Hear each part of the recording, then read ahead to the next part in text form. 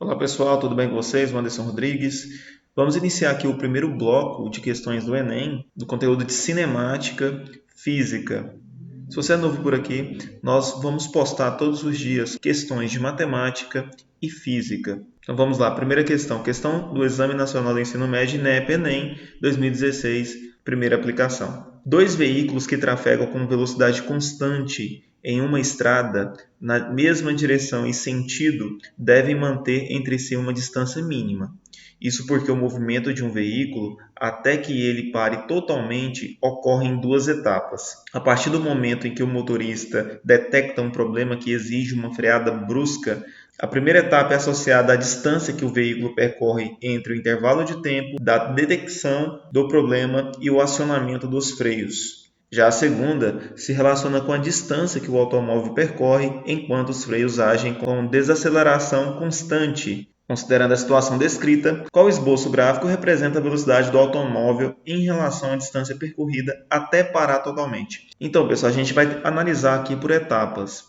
Então, a primeira etapa é associada à distância que o veículo percorre entre o intervalo de tempo da detecção do problema e do acionamento dos freios. Então, o motorista identificou o problema, então, até acionar os freios, ele está numa velocidade, nesse caso, constante. Se a velocidade ela é constante, ela não tem aceleração nesse momento. Então, o gráfico aqui para a primeira etapa, pessoal, o primeiro gráfico aqui, você percebe que antes mesmo dele acionar os freios, o veículo está numa velocidade constante. Então, passa um intervalo de tempo aqui, o veículo está na velocidade constante, até ele pisar no freio, ele vai percorrer uma distância. Então, a primeira etapa desse gráfico ele tem uma característica desta forma, onde a velocidade é constante e a posição aumenta com o passar do tempo. Perfeito? Agora vamos para analisar a segunda etapa. Então, a segunda etapa, pessoal, ele já relaciona com a distância que o automóvel percorre enquanto os freios agem. Então, a segunda etapa, pessoal, como descrito aqui, os freios já começam a agir. E como a gente pode perceber, há um movimento retardado, há uma desaceleração. Então, dessa forma, a gente, como está relacionando o gráfico aqui, é da velocidade pela distância, né, pela a distância S, vou chamar de S. Então, nós adotamos a equação de Torricelli.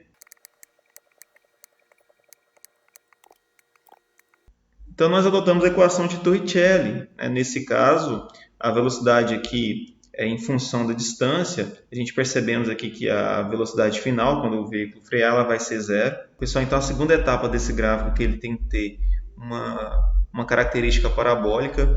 Percebemos também que a concavidade dessa parábola é voltada para baixo, porque é um movimento retardado. Se é um movimento retardado, a velocidade ela tende a diminuir com o passar do tempo, porque o veículo foi freado, certo? Então tem aceleração, só que é uma aceleração negativa, que a velocidade ela diminui com o passar do tempo. Então a característica desse gráfico é uma característica desta forma aqui, ó, a segunda etapa do movimento. Essa aqui é a primeira etapa, essa aqui é a segunda etapa. Então, dessa forma, a gente consegue marcar nossa assertiva. A letra A não é. A velocidade é que ela não vem de forma linear, porque é uma função quadrática, certo?